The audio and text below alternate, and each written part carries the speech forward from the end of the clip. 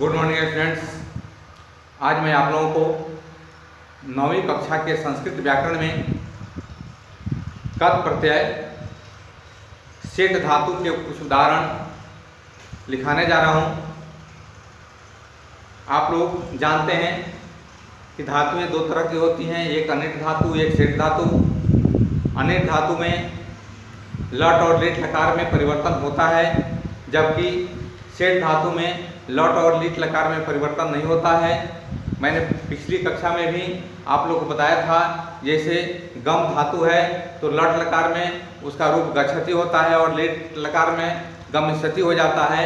परंतु वहीं पठ धातु है तो पठ धातु में आपको जब सेठ धातु में हम आते हैं तो उसमें परिवर्तन नहीं होता है।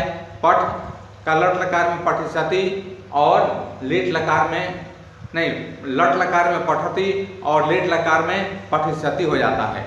तो इसमें कोई परिवर्तन नहीं हुआ है ना। पठ है तो दोनों में पठ आया, लट लकार में भी पठति और लिट लकार में पठिष्यति, दोनों में पठ आया, इसमें परिवर्तन नहीं हुआ, तो ये सेठ धातु है।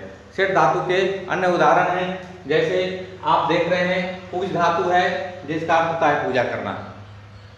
इसमें हम कत प्रत्यय लगाते हैं तो पुल्लिंग में पूजितम, स्त्रीलिंग में पूजिता, नपुंसकलिंग में पूजितम होता है और अर्थ हो गया पूजा गया।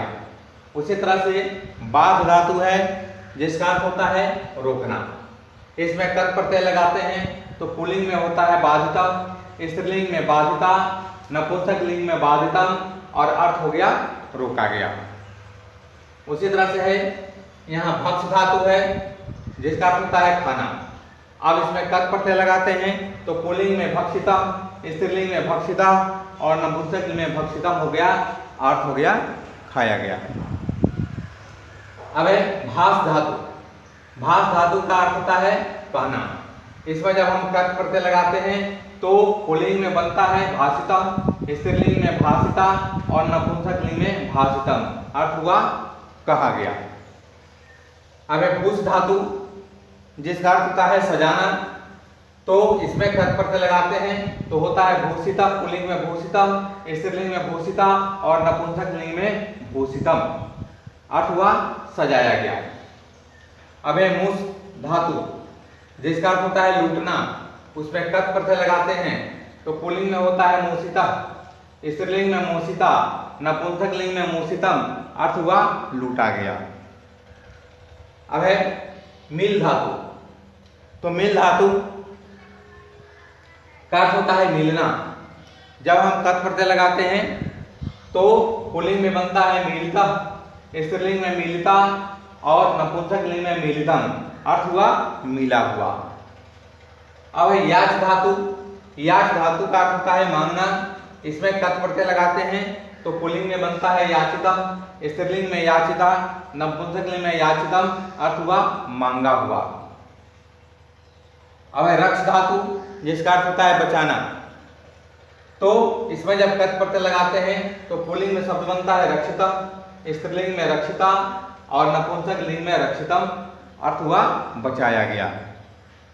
अब है रक्ष धातु जिसका अर्थ होता है बनाना। इसमें कत प्रत्यय लगाते हैं तो शब्द बनता है रक्षितम, पुल्लिंग में, स्त्रीलिंग में बनता है रक्षिता और नपुंसकलिंग में रक्षितम, अर्थ हुआ बनाया गया। अब रुद्र धातु है जिसका अर्थ होता है रोना। इसमें कत प्रत्यय लगाते हैं तो पुल्लिंग में बनता है रुदितम, स्त्रीलिंग में रुदिता और नपुंसकलिंग में रुदितम, अर्थ हुआ रोया गया। अब लिख धातु है जिसका अर्थ होता है लिखना। इसमें कत प्रत्यय लगाते हैं तो पुल्लिंग में शब्द बनता है लिखिता, स्त्रीलिंग में लिखिता और नपुंसकलिंग में लिखितम, अर्थ हुआ लिखा गया। अब जो है कि इस तरह से आपने कत प्रत्यय के बहुत सारे उदाहरण देखे। अब अगली कक्षा में मैं अब अगला प्रत्यय का उदाहरण लिखाऊंगा, नियम और उदाहरण लिखाऊंगा।